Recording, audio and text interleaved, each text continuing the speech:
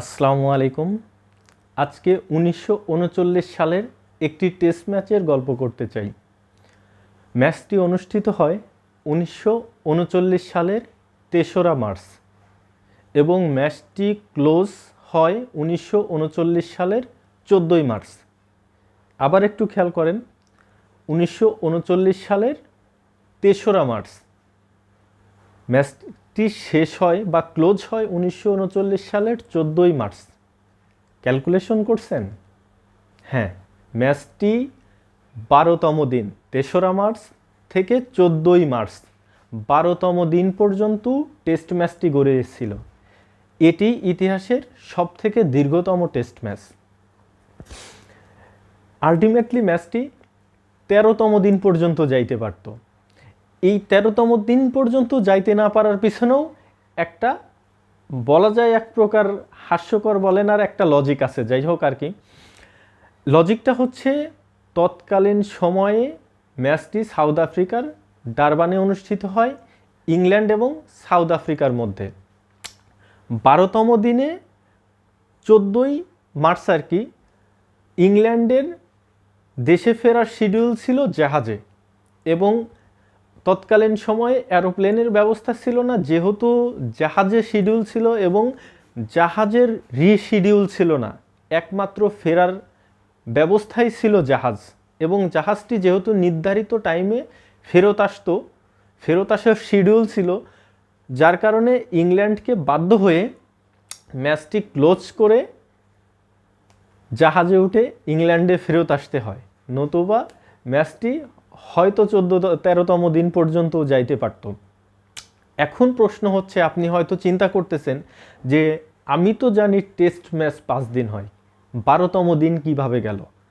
আসলে তৎকালীন সময় টেস্ট ম্যাচের কোনো টাইম নির্ধারণ করা ছিল না।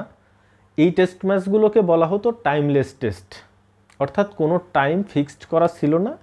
প্রথম ইনিংস ব্যাট করবে, দ্বিতীয় ইনিংস ব্যাট করবে, 2 দল ব্যাট করবে এবং যতদূর পর্যন্ত যাওয়া যায় লিড কমপ্লিট করার একটা সিস্টেম ছিল। আচ্ছা, যাই হোক, আমরা টেস্ট ম্যাচটার গল্পেতে আসি, আমরা গল্পটা শোনাই। ম্যাচটি সাউথ আফ্রিকা এবং ইংল্যান্ডের মধ্যে অনুষ্ঠিত হয় সাউথ আফ্রিকার ডারবানে। ইংল্যান্ড তখন সফরকারী দল ছিল। সাউথ আফ্রিকা প্রথমে ব্যাট করে 530 রান করে প্রথম ইনিংসে আবার ইংল্যান্ড ব্যাট করে 316 রানে অল আউট হয়ে যায় এবং ইংল্যান্ডের 214 রানের লিড থাকে। দ্বিতীয় ইনিংসে সাউথ আফ্রিকা ব্যাট করে 481 রান করে এবং সাউথ আফ্রিকার লিড গিয়ে দাঁড়ায় 696। চিন্তা করা যায়, এখনকার আধুনিক ক্রিকেটে 696 রানের টার্গেট অতিক্রম করা, চতুর্থতম দিন বা তৃতীয়তম দিন 696 রান মানে বলা যায় আপনার চতুর্থতম দিন পর্যন্ত চলে যাইতে হবে, এবং এটা একটা কল্পনাতীত ব্যাপার। এবং কোনো ক্রিকেট টিম এই সাহস দেখাবে না যে তারা লিড অতিক্রম করবে। কিন্তু তৎকালীন সময়ে ইংল্যান্ড সেই চিন্তাটা করেছিল এবং সেই পণটা করেছিল। তারা ক্রিজে মাটি কামড়ে থেকে ম্যাচটা উইন করবে, এরকম একটা পরিকল্পনা নিয়ে তারা তাদের দ্বিতীয় ইনিংসে ব্যাটিং করতে নামে এবং আশ্চর্যজনকভাবে ইংল্যান্ড 12তম দিন পর্যন্ত ক্রিজে টিকে থাকে মাটি কামড়ে, এবং 12তম দিন অর্থাৎ 14ই মার্চ পর্যন্ত 5 উইকেটে 554 রান, দুঃখিত 654 রান, 696 রানের লিড ছিল।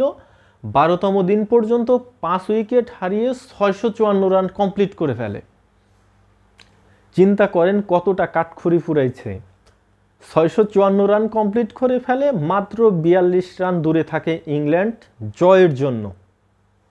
696 রানের লিড অতিক্রম করে জয়ের জন্য মাত্র 42 রানের অতিক্রম করলে 5 উইকেট হাতে ছিল, একটা রেজাল্ট চলে আসতো। কিন্তু দুঃখের বিষয়, ঠিক ওই দিন ওই টাইমে ইংল্যান্ড টিমের জাহাজের শিডিউল চলে আসে, তাদের ফিরতি শিডিউল।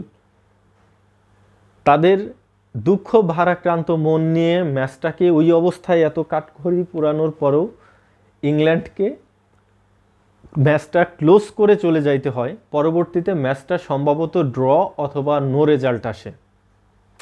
একবার চিন্তা করেন, টেস্টটা 12তম দিন পর্যন্ত গড়িয়েছিল, আর যেহেতু 42 রান ছিল হয়তোবা 13তম দিন পর্যন্ত যাইতে পারত।